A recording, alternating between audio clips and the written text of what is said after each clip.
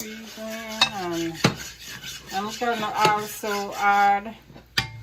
as you see, I'm gonna add a little bit of Tony's, like around a teaspoon of Tony's, and or half a teaspoon of Tony's, because you don't want it to be too salty, because canned food already have its own salt, so it's already salt, so you just want it to give it flavor but not salty.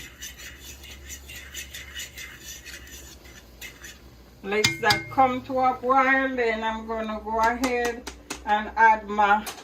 salmon up in here.